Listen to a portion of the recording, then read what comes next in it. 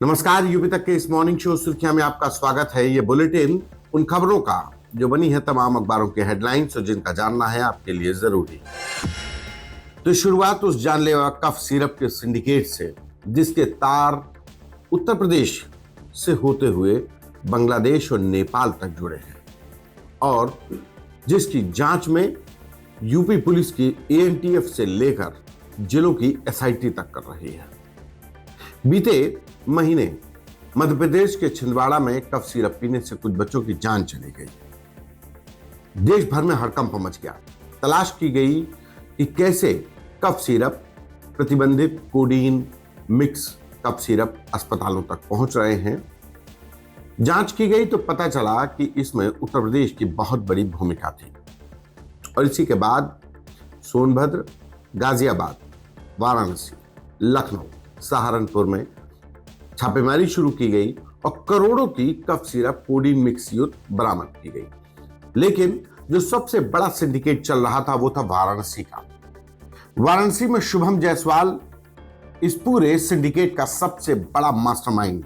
शुभम जायसवाल और उसके पिता के ऊपर गाजियाबाद, वाराणसी में एफआईआर दर्ज कर ली गई है और इनके एफआईआर के आधार पर यह साफ हो चला है कि इस पूरे कफ सिरप कोडीन मिक्स, इस पूरे कफ सिरप के सिंडिकेट को चलाने में शुभम जायसवाल और उसके पिता के द्वारा चलाई जा रही रांची में फर्जी फर्म शैली इंटरप्राइजेज की एक बड़ी भूमिका है।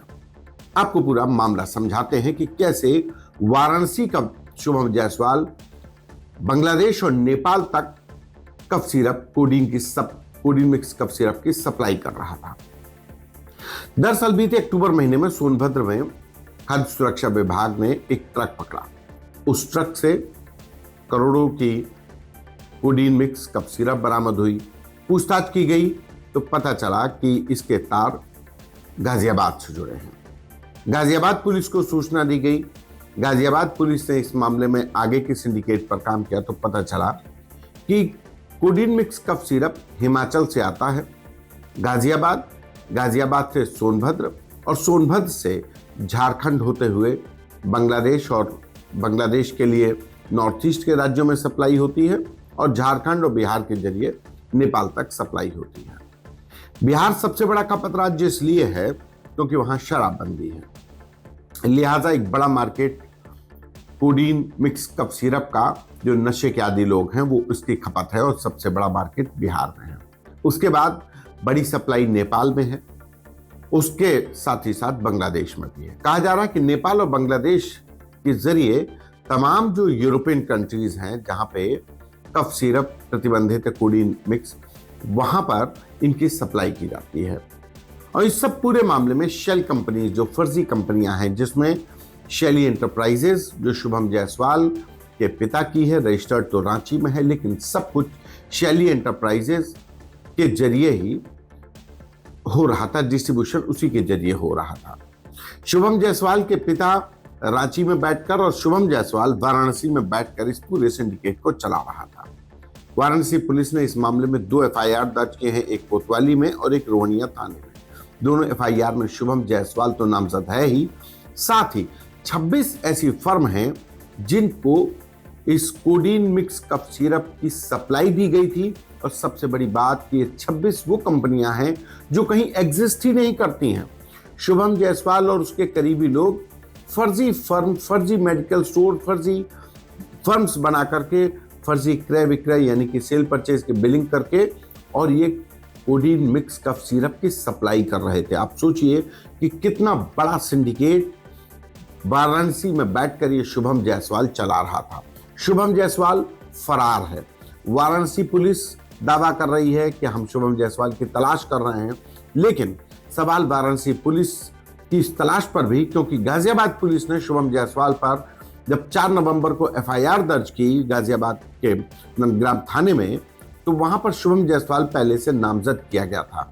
गाजियाबाद पुलिस को तलाश थी, एसआईटी उसने पहले गठित करके जांच शुरू कर दी थी और उसके बाद जाकर वाराणसी पुलिस जागी कि उनके शहर का शख्स वाराणसी के रोहनिया इलाके में गोदाम बनाकर कोडीन मिक्स कफ सिरप का सिंडिकेट चला रहा है और उस जानलेवा कफ सिरप की सप्लाई न सिर्फ उत्तर प्रदेश बल्कि झारखंड, बिहार, बांग्लादेश, नेपाल तक कर रहा है।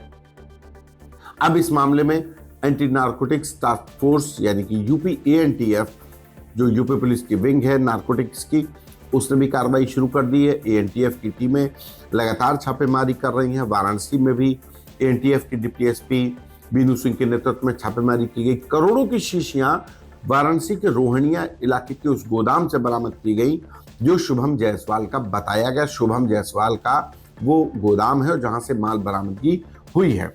तो शुभम जायसवाल और उसके जैसे तमाम लोग इस कोडीन मिक्स कफ सिरप की सप्लाई करने वाले सिंडिकेट का सबसे बड़ा किंगपिन है। चर्चा है कि शुभम जायसवाल दुबई भाग गया है, वहां से बैठकर अपने सफेद पोश आकाओं और अफसरों की मिलीभगत से इस पूरे मामले को रफा दफा करने की कोशिश में है। शुभम जायसवाल एक बड़ा किंगपिन है। यूपी पुलिस के सामने चुनौती है कि शुभम जायसवाल को कब गिरफ्तार कर पाती है। बहरहाल इसके बाद बात बरेली की। बरेली हिंसा में एफआईआर दर्ज हुई। पुलिस पर हमले की, पुलिस पर फायरिंग की, पुलिस पर पेट्रोल बम फेंकने की और जानलेवा हमले की।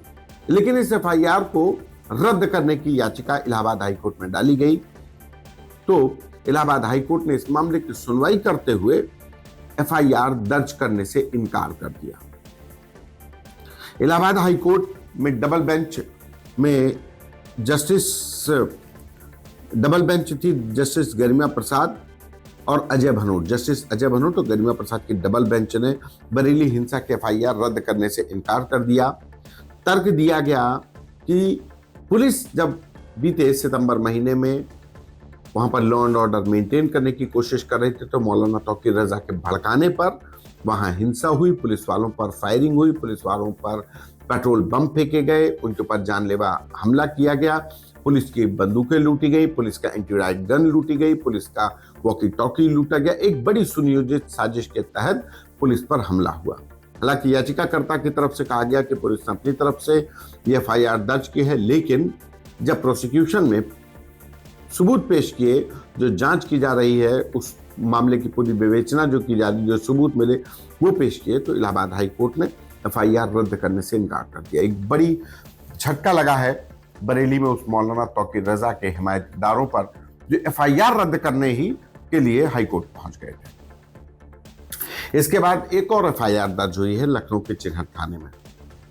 एफआईआर बहुत छोटी है लेकिन मामला बड़ा दिलचस्प है।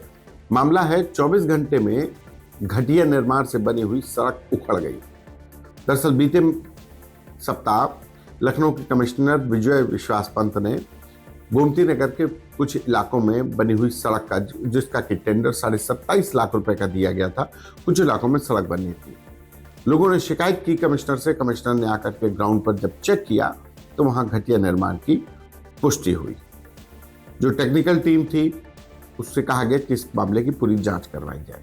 जांच हुई तो घटिया निर्माण की पुष्टि होने के बाद अवर अभियंता की तरफ से चिन्हट थाने में इस पूरे जो घटिया निर्माण कराने वाली कंपनी है, उसके जो ठेकेदार है और उसकी फर्म पर पेवर फिनिशर्स ये पूरा काम कर रही थी और उसके ऊपर ये एफआईआर दर्ज हुई है विश्वासघात करने की। 24 घंटे में बनी हुई सड़क उखड़ जाना भ्रष्टाचार की एक बड़ी इबारत बताती है कि किस तरीके से अफसरों की मिलीभगत, अफसरों की अनदेखी से सरकारी धन का दुरुपयोग कर सड़कें कागजों में बेहतर बनाई जाती हैं, लेकिन वो 24 घंटे नहीं चलती हैं। वो जब कमिश्नर जैसा एक सीनियर ऑफिसर जब मौके पर पहुंचता है तो कमीशन खोरी के सारे तंत्र फेल हो जाते हैं और एफआईआर दर्ज हो जाती है। तो ये थी आज की वो प्रमुख खबरें जिनका जानना था आपके लिए जरूरी, जो बनी तमाम अखबारों के हेडलाइंस। दीजिए मुझे इजाजत, नमस्कार।